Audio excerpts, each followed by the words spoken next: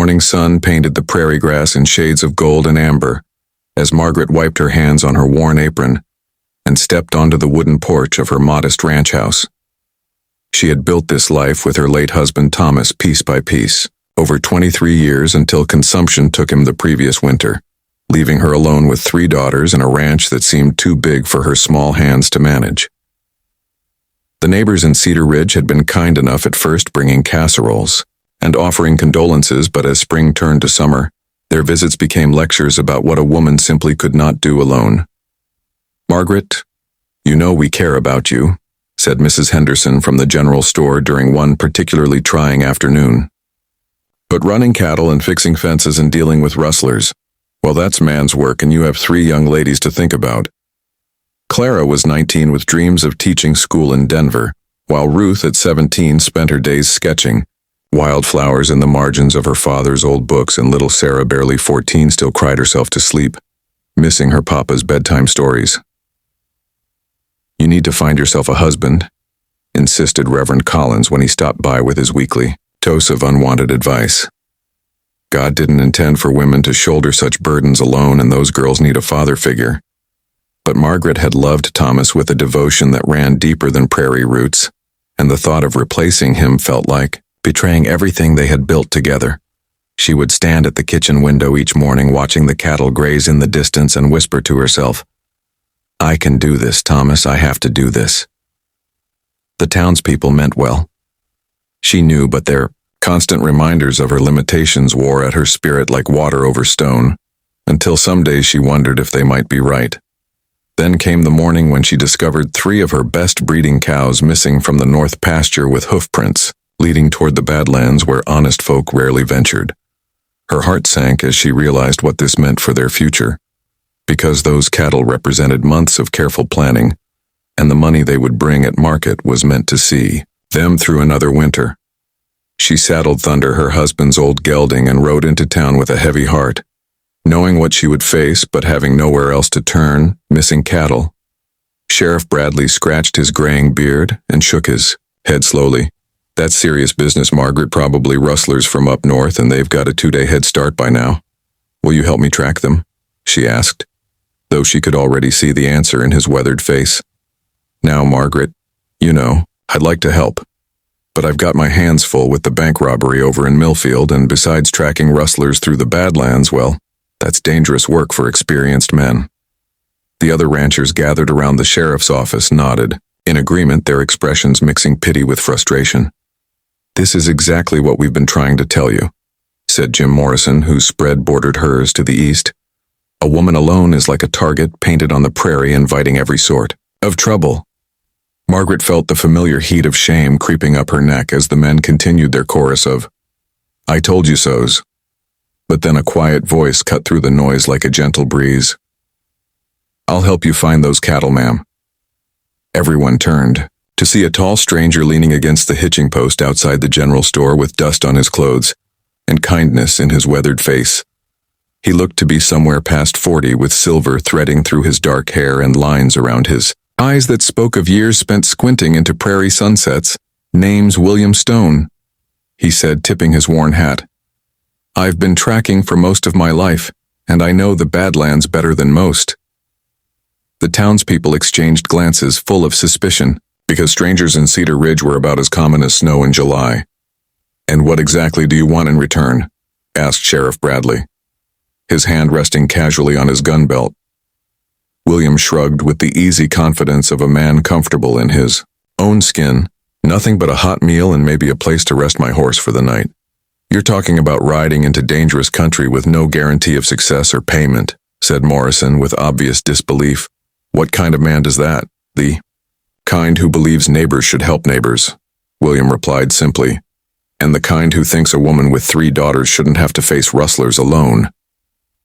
Margaret studied this stranger's face, searching for signs of ulterior motives, but found only genuine concern and something else she hadn't seen in months: respect. "Why would you help me?" she asked. "You don't even know me." William's smile was warm as summer rain. "My mother raised me to believe that kindness doesn't need reasons, ma'am, and right now you need help." The other ranchers grumbled about foolishness and wasted effort, but Margaret felt something stirring in her chest that had been dormant since Thomas passed. Here was a man who saw her as capable rather than helpless, who offered assistance without demanding control of her choices or her land. "When can we leave?" she asked, ignoring the disapproving murmurs from the men around them. "First light tomorrow," William said. "But ma'am, if you don't mind me saying, you might want to consider staying here while I track those cattle." Margaret straightened her shoulders and looked him directly in the eye. "Mr. Stone, those are my cattle on my land, and I'll be riding alongside you to get them back." Something like admiration flickered in William's expression. "Yes, ma'am, I reckon you will." They rode out the next morning as dawn painted the sky in soft pastels, with Margaret on Thunder and William on a sturdy mare named Belle. The trail led them through rolling hills dotted with sagebrush and into the rocky maze of canyons where shadows played tricks with the eyes and every sound echoed strangely. William proved to be a man of few words, but those he spoke carried weight and wisdom. "See how the grass is bent there?" He pointed to a spot that looked unremarkable to Margaret. "Tells us they drove the cattle hard, probably trying to reach the hidden canyon before anyone could follow." As they climbed higher into the Badlands, Margaret found herself watching this quiet stranger who seemed to read the land like other men read newspapers. "You've done this before," she said during one of their brief rest stops. "More times than I care to count," William replied, offering her water from his canteen. "Spent most of my life helping folks who couldn't help themselves. Don't you have family of your own ranch or farm that needs tending?" William was quiet for so long, Margaret thought he wouldn't answer. Then he spoke with the careful tone of someone sharing. "Old Payne had a wife and little boy once back in Kansas, but fever took them both during a hard winter. And after that, well, helping others seemed like the only thing that made sense." Margaret felt her heart constrict with recognition of grief that time softens but never fully heals. "I'm sorry," she said, and meant it with every fiber of her being. "Life has a way of breaking us all in different places," William said gently. "But sometimes those broken places make us stronger where it matters most." They found the rustlers' camp just as the sun reached its peak, hidden in a box canyon with steep walls and only one way in or out. 3 men sat around a small fire while Margaret's cattle grazed nervously in a makeshift corral of rope and stakes. "Were outnumbered," William whispered as they crouched behind a cluster of boulders, "and they look like hard men who won't give up easy." Margaret's heart hammered against her ribs, but her voice remained steady. "What do you suggest?" William studied the camp below with the patience of a man accustomed to waiting for the right moment. "I'm going to walk down there and ask them nicely to return your cattle," he said, as if discussing the weather. "That's your plan?" Margaret stared at him, in disbelief. "Just walk up and ask." "Sometimes the simplest approach works best," William said with a slight smile. "And sometimes kindness catches people off guard when they're expecting trouble." Before Margaret could protest, William was walking down the narrow path into the canyon with his hands visible and his voice carrying clearly in the thin air. "Good afternoon, gentlemen," he called out, as the rustlers scrambled for their weapons. "Beautiful day for a conversation, don't you think?" Leader, a scarred man with cruel eyes, kept his gun trained on William while demanding to know what he wanted.